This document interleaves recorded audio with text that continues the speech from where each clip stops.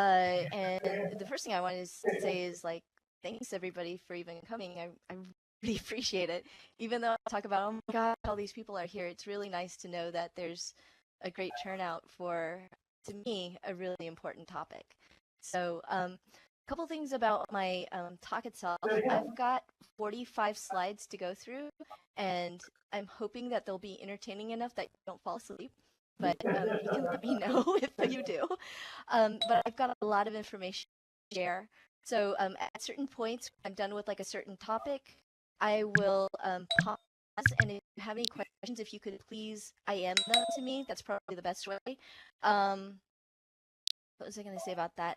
I'll answer them in between each topic, or if it's something that I'm about to cover next, I'll let you know. But I will definitely address your questions because I want to make sure that everybody is addressed.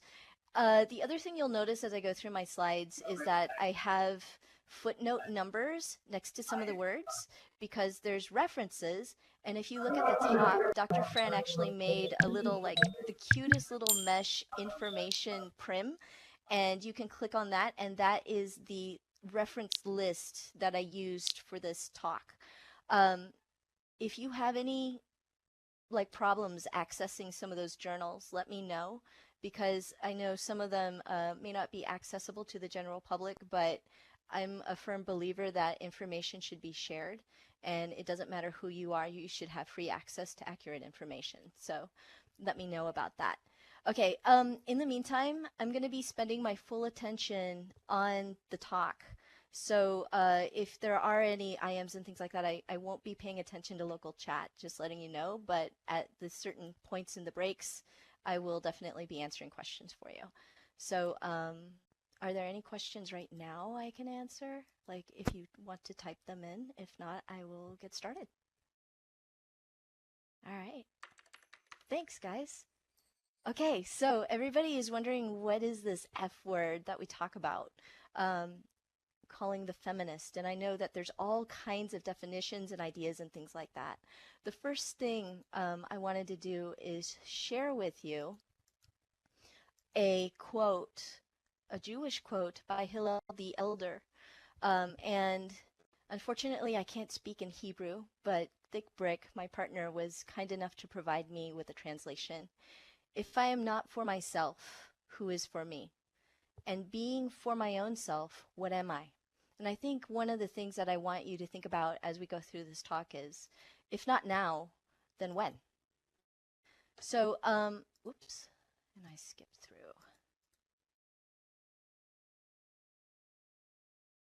That's weird. My slides just went all wonky. There we go. Oh, it totally skipped through something. Star, you remember when you said, like, things will go wrong? They're going wrong. I'm going to go through and find where I was. Well, then you know what? I'm going to just start here. Okay, let me start with, actually, I'm going to start this with a quote, which will probably come up out of order now. But Star, when I started talking about what I wanted to talk about in the lecture, brought up a quote that I wanted to share with you about men and women. And she said, I think men and women complement each other like salt and pepper. One is not better or worse than the other. Instead, women should strive to be the best salt, and men should strive to be the best pepper. And that metaphor kind of stuck with me, because I think the question that we have to ask sometimes is, if we're talking just about salt, it doesn't mean we're trying to bash pepper. It's just that this talk is about salt. It's about feminism. It's about women. So one thing I just want to kind of put to the forefront is that there is no gender bashing in this talk at all. And I ask, when we have our discussions on the porch also, I don't think we have to talk about controversial issues in a way that bashes other people or other ethnicities or cultures or genders. And so you'll see that here. I won't be doing that either.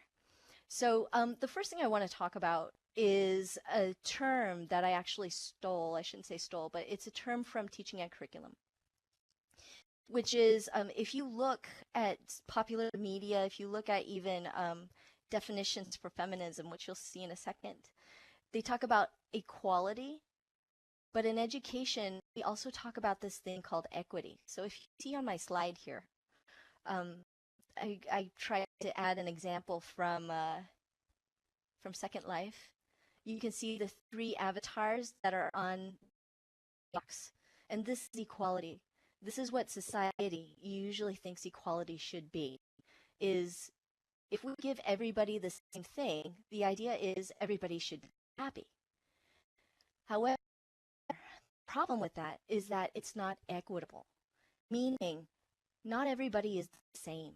So if we give everybody the same things, it doesn't address all of their needs, especially if they're different. So my argument is that just because we have equality does not necessarily mean that we have social justice. What we need to do is ensure that we have equity first before we have equality. And the reason why I bring this now is because it's going to come and weave throughout this talk, and you'll see places where that comes up. So again, like I said before, both words were meant to be fair and just to all humans. However, the way they're accomplished is very different.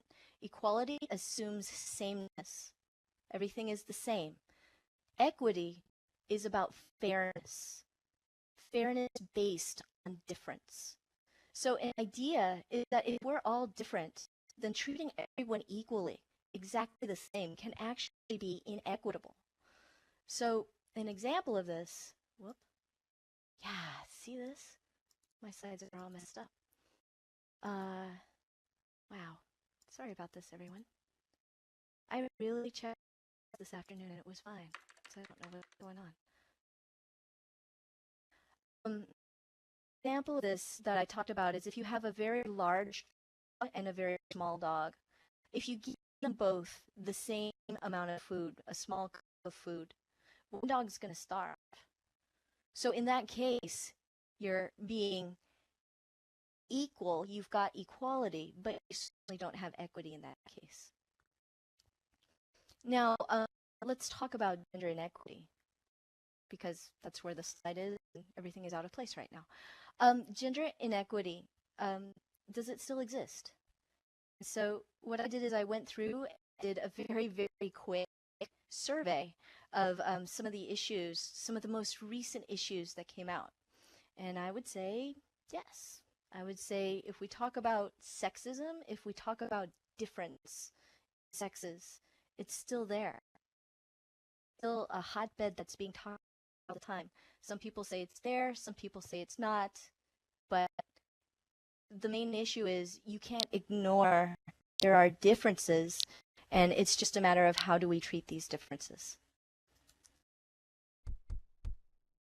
Now, it's not just with women. So here, we can talk about gender inequity in men too. And what's interesting is in 2013, there was actually a campaign by a corporation, not corporation, an organization called UN Women, who looked at sexism and how it was embedded in our society. And what they did, and you can see this in front of the mouths of these men, is that they put in STEM phrases in the Google search bar to see what would come up. And what you can see is that the terms kind of speak for themselves about society in some ways. What's interesting is, incidentally, if you do this now on Google, they actually address this issue. This doesn't come up anymore, so I thought that was really cool. So we see inequity, but yet we don't do anything about it. When we say, I don't see it where I am, or it doesn't affect me, or I don't do it, or I'm not, or yeah, but, the world doesn't change unless we change it. And so in some ways, the world doesn't change unless we talk about it in positive ways, in ways that can address it so that it doesn't happen anymore.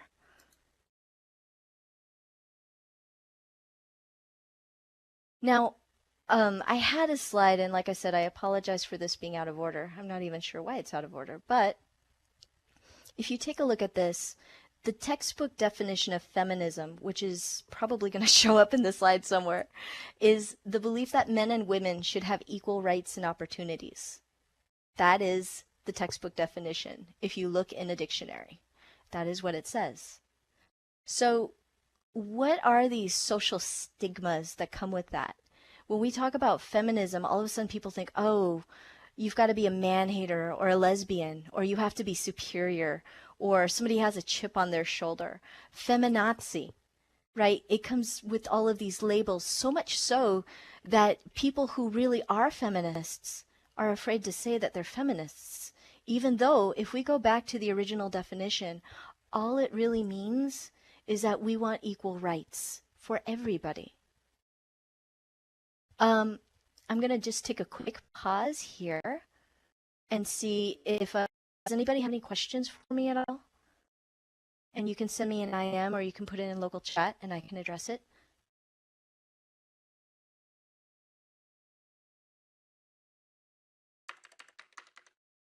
Okay, all good? Everybody else good?